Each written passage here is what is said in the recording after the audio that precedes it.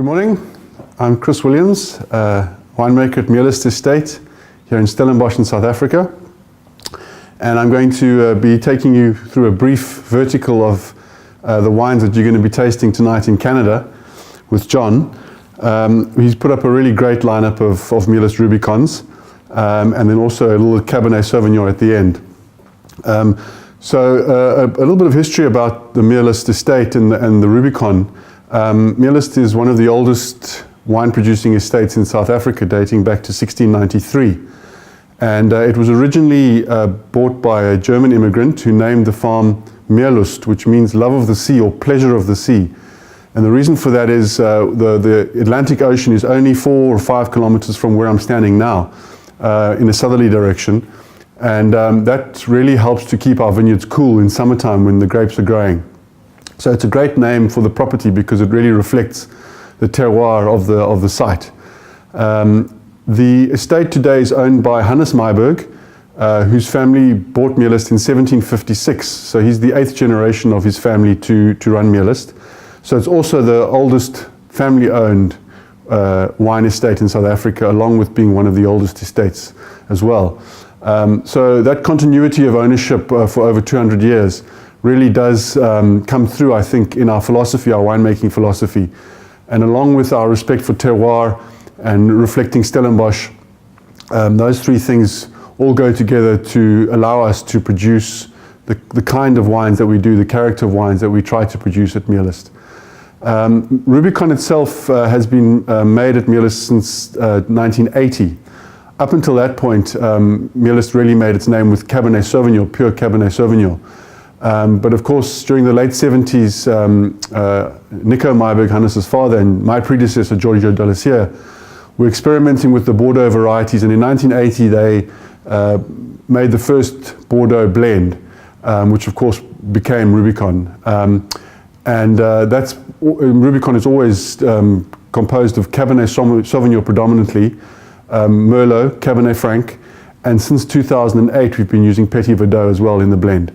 And the four varieties working together allow us to really produce a wine, a seamless wine with great complexity and character.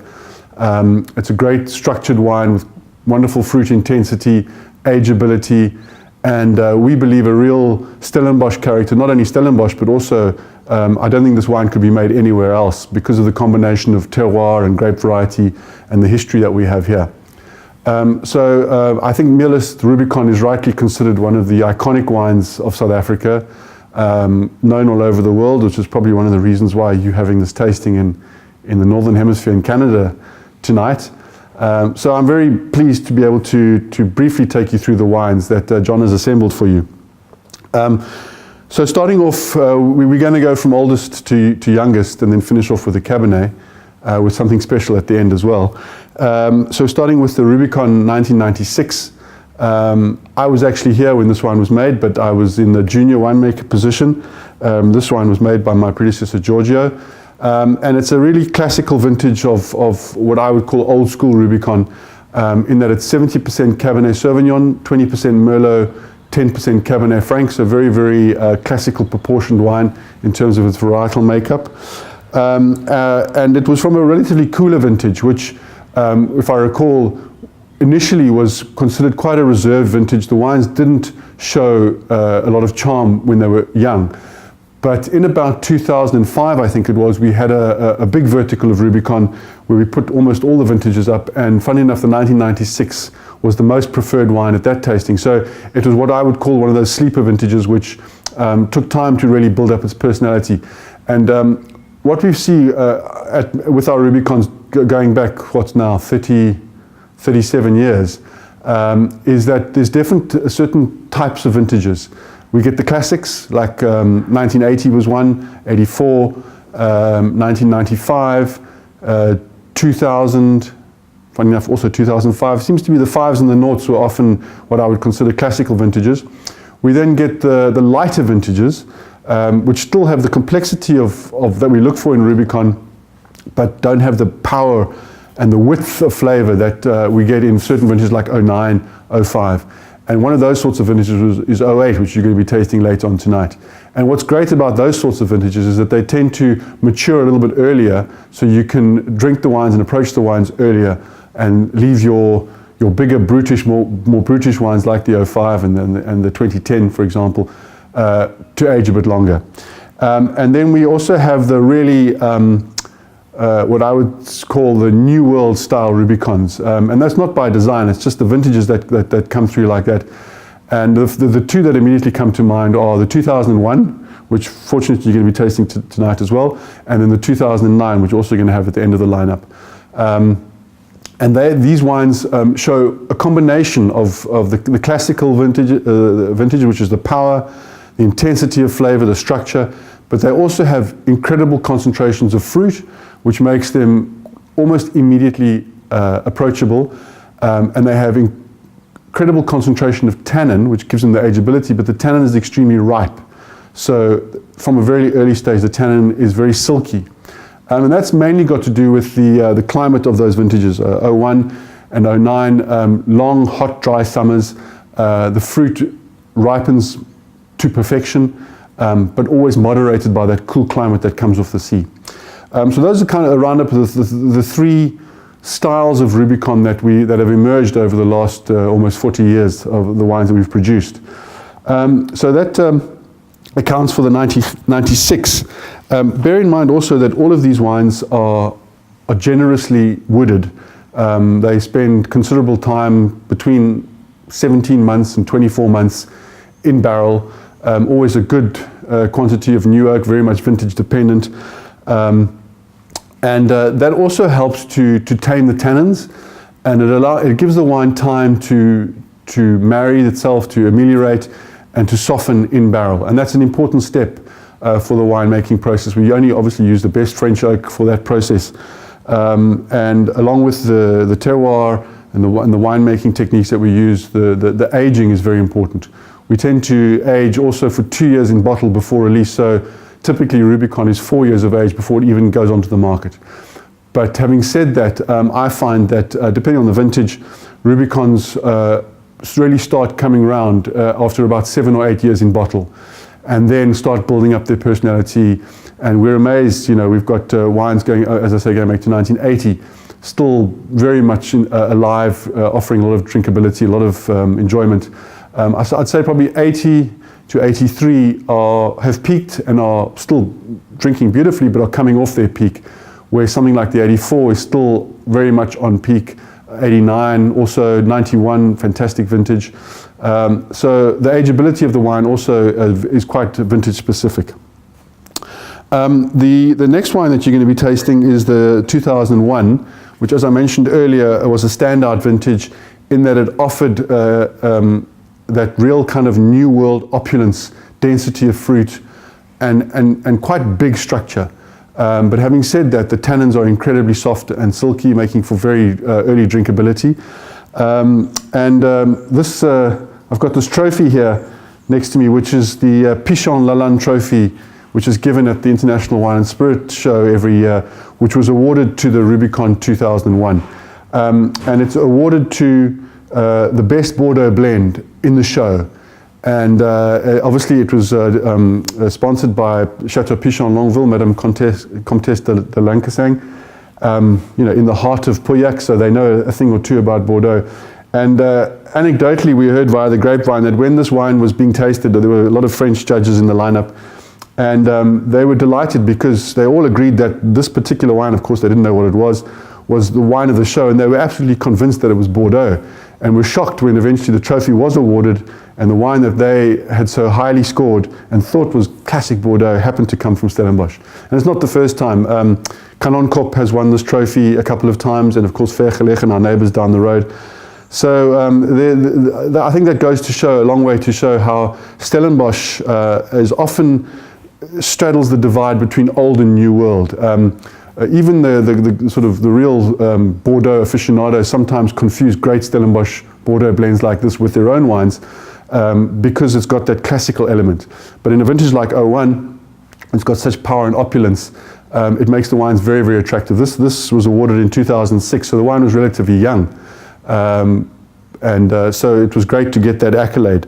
The next wine that you're going to be having in the lineup, oh, and just while we're on the 2001, the interesting thing about that wine is that it deviated quite significantly for the first time from the varietal makeup, because this is, although still 70% Cabernet, it's 15% Merlot and 15% Cabernet Franc, which is interesting because normally Merlot would make up the greatest proponent. But this is 2000s when our Cabernet Franc vineyards, our new Cabernet Franc vineyards, started coming into production and started making really, really amazing quality wines. And we've seen progressively over the years in many of the vintages, Cabernet Franc really standing out, and you using more Cabernet Franc in the blend purely because of the quality.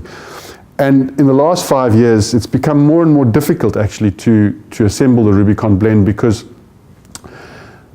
our Cabs, our Merlots, our Rubicons, and now also with Petit Verdot, because the age of the vines now are getting towards 20 years on average, each of those varieties is making such brilliant wines. It's getting harder and harder to decide the proportions. We wish we could make wine of 200% because then we could use more of each, but mathematics and blending doesn't work like that, obviously. So it's always a tussle, particularly between Merlot and Cabernet Franc, which is going to be the dominant variety in that vintage. And what we found is that Cabernet Franc from our one particular vineyard is so good every year that we use almost exclusively that whole vineyard in the Rubicon blend, and it makes a huge impact. The next wine is the 2003 Rubicon. It's this one here. And bear in mind, the three wines, including this one which you're having now, would have been made by my predecessor, Giorgio Dalla Chia.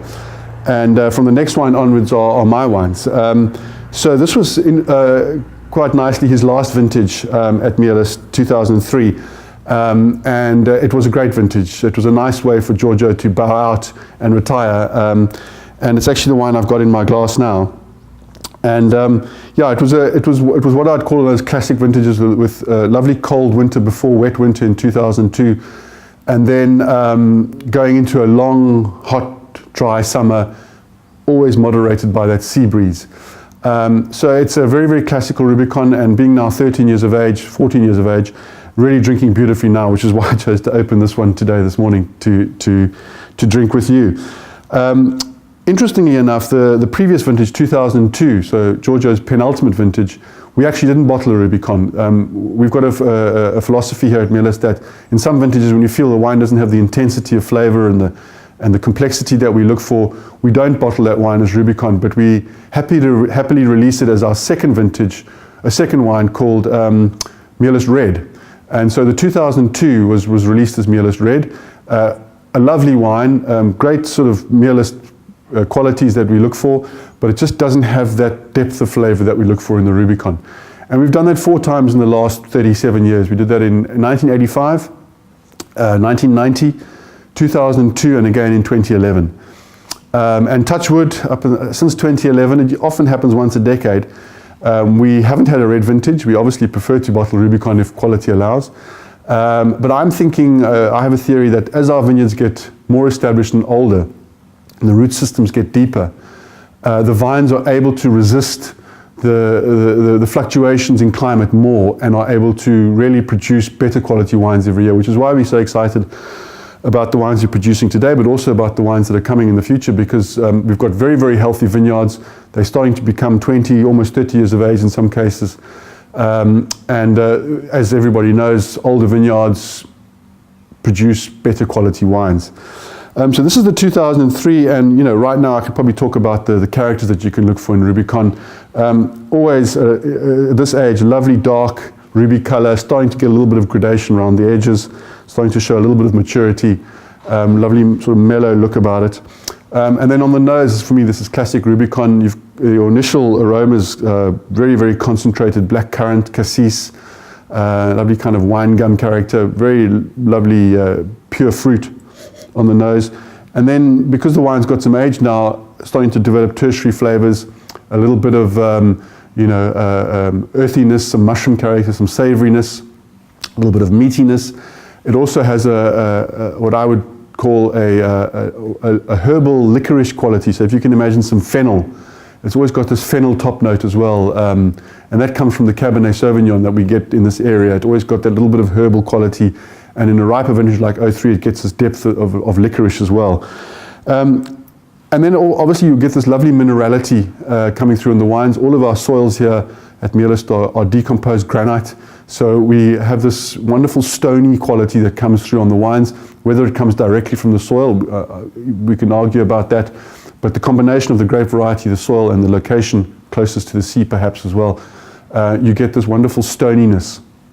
Very, very kind of crushed rock character, which is very appealing.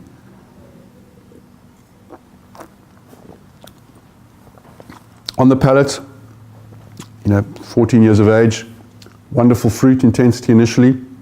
The tannins fully ameliorated, fully sort of combined now, giving you a wonderful mouth coating quality. There's still some structure, still some kind of grippiness from the tannin, but it's very much in the background and offering wonderful persistence of flavor. So a classical vintage of Rubicon, I think well into its window of drinkability, but many years ahead of it. Okay, so now between the 2003 and the next wine, of course, there was a changing of the guard here at Meerlust. I worked with Giorgio as a young winemaker from 1995 until 2000. I then left to go and do other things, and then when he retired in 03, I came back to Meerlust and picked up the winemaking from 2004 up until now. And so the next wine we're going to be tasting is probably one of my favorites. It's a 2005 vintage. It's one of those classic vintages which always take a little bit longer to come round, but always have that incredible concentration and depth of flavor and complexity that we get in really great vintages of Rubicon. So here we play with the blend. This one is 69% Cabernet, 15% Merlot, and 16% Cabernet Franc. So again, Cabernet Franc playing a little bit more of an assertive role in the 2005. Long barrel aging, quite a high percentage of new oak. So 2005 is a wine that I don't want to prejudice you tonight, but I'm thinking it's probably going to be one of the top wines of the evening. Already 12 years old, and again, also already in that window of drinkability. 06, funnily enough, very different to 05, but a lot like 1996. So cooler vintage, perhaps not the power of 2005, but definitely from an early stage, a lot of elegance, a lot of grace, a lot of charm, and what I would describe as one of those earlier drinking vintages of Rubicon.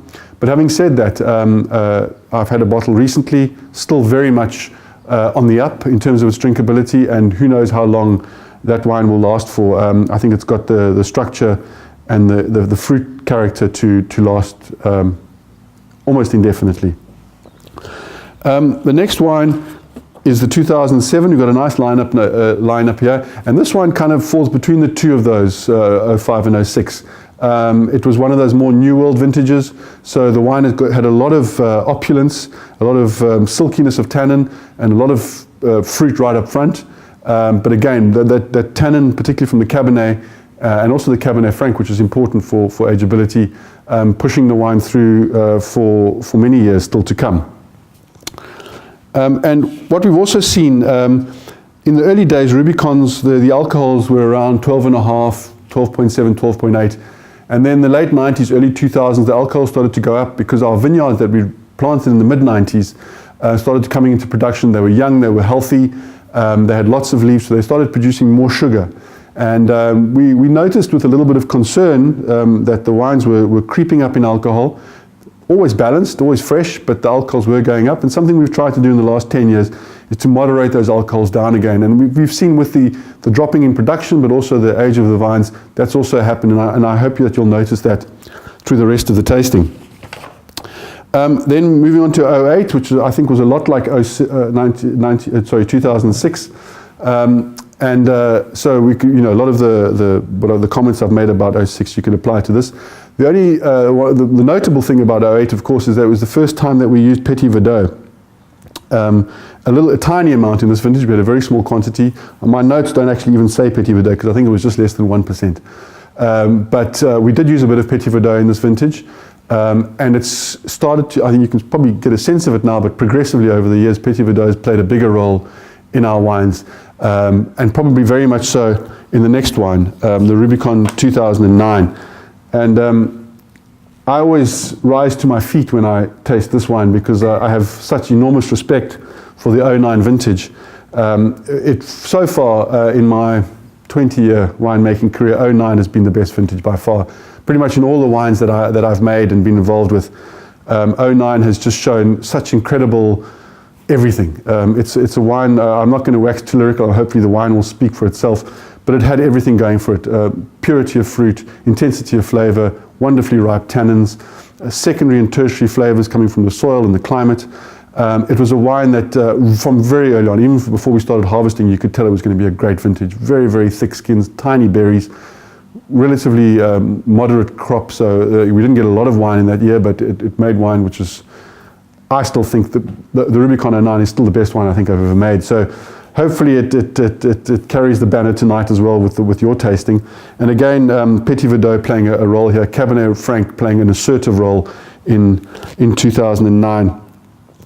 So I'm sure that you're going to enjoy that one. In terms of ageability, it has a lot of that charm from the vintage, but it's got the structure for long aging. So it's always good to open the wines now, but if you've got some of that, lay it down. It's not going to disappoint you. And then that concludes the official vertical that John has assembled for you tonight. But you're finishing off with something special, which is the Rubicon 84 out of Magnum, which is at the end there. And as I mentioned earlier, that was also one of the classic vintages of Rubicon. I think from 80 to 84, that was the best vintage of the early Rubicons. And that's drinking fantastically now. It's become a little bit too collectible and too valuable now for me to open a bottle this morning. I would love to treat myself to a glass of that, but unfortunately that's a short supply, so it's very generous of John to open that bottle for you all. And so I'm sure that's going to be probably a drink fantastically tonight. And then to finish off, we've got, before that, those are the Rubicons. We have the Cabernet Sauvignon 2004, which has also been included in the lineup to show the building block of Cabernet in the Rubicon. So it brings into the conversation about why do we blend Cabernet with Merlot and Cabernet Franc. And it's quite nice to taste the two together, because although the Cabernet has got those very typical Cabernet qualities of power and intensity, acidity, it sometimes lacks the complexity of a wine like Rubicon that you can blend. Using Merlot, Cabernet Franc and Petit Verdot, you can really make a wine that's much more complex, much more complete than a single varietal wine like Cabernet or Merlot on its own. So it's nice to have the Cabernet in the lineup. And it's a wine that we, as I mentioned, we made our initial reputation with Cab, but then of course Rubicon became the flagship. And actually Cab disappeared for a few years, but we brought it back in 2004, and then later on in 2009 as a full-time member of the lineup. Because we make such great Cab here at Meerlust. We've got 60% of our vineyards are Cabernet Sauvignon. So that's the lineup of wines that you've tasted or you're going to be tasting tonight. I wish I was there because the wines all look fantastic. Not often that I get to taste a lineup like that. So I trust you'll enjoy it, and I'm sure the wines will acquit themselves well. Thank you.